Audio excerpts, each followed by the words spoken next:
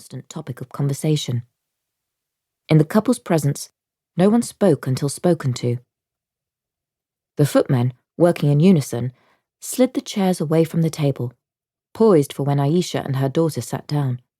"We'll both have boiled eggs, whole wheat soldiers, and freshly squeezed orange juice. Please can I also have a homemade yogurt with blueberries and a green tea?"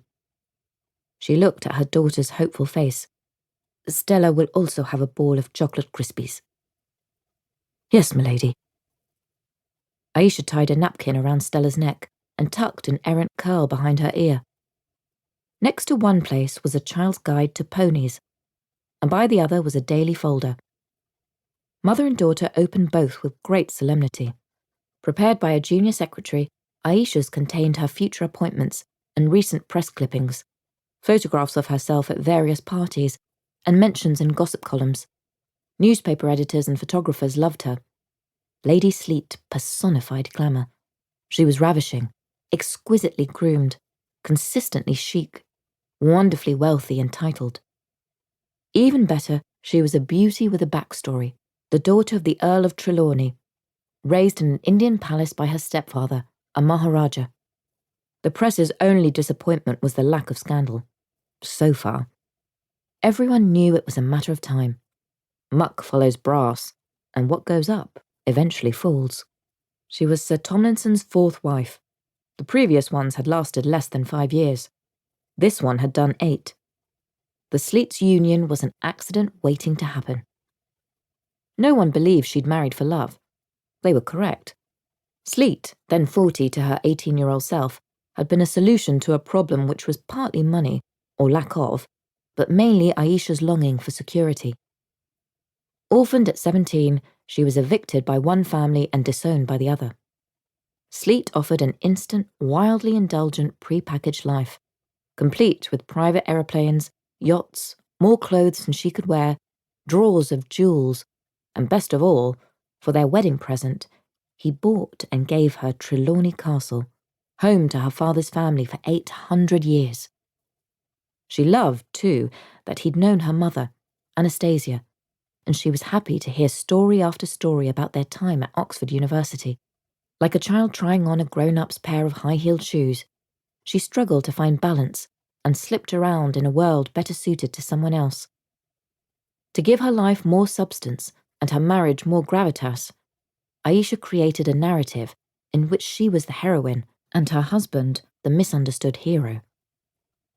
They were, so her story went, injured people, healed by mutual love. Both were illegitimate and were told their births had ruined other people's lives. She explained his flashes of cruelty and vulgarity as byproducts of childhood wounds, and mistook his need to control for caring and his grandiosity for generosity. In the early years of her marriage, Ayesha had nothing to do but wait for her husband to come home. For a man stimulated by the unobtainable, her availability bored him. Ayesha spent her days shopping, buying clothes which the chauffeur carried from the store to the car and into the house for the maids to hang in colour-coordinated obsolescence in her wardrobe. She had 48 pairs of red shoes, each with a slightly different detail. There were 90 camel-coloured cashmere sweaters, 80 unworn. She fussed over shades of lipstick and read parts of glossy magazines and romantic novels. The birth of Stella and her enrolment at the Courtauld Institute, where she took a first-class BA and was now studying for an MA, were transformative. She was still lonely, but her days had intellectual content. Flicking through the pages of her folder, Ayesha smiled to see her image on the front cover of High magazine and skimmed through an article entitled, "Lady Sleet, London's Most Glamorous Wife?" The pictures were flattering, but she was irritated to be described as a socialite. No one took her studies seriously. She made a note to employ a PR agency to work on changing her descriptive pronoun to art historian. Stella pulled at her mother's shorts. "Bored!" Ayesha stood up, her napkin falling to the floor. She bent to pick it up. A footman got there first. She smiled at him apologetically. It was his job, but she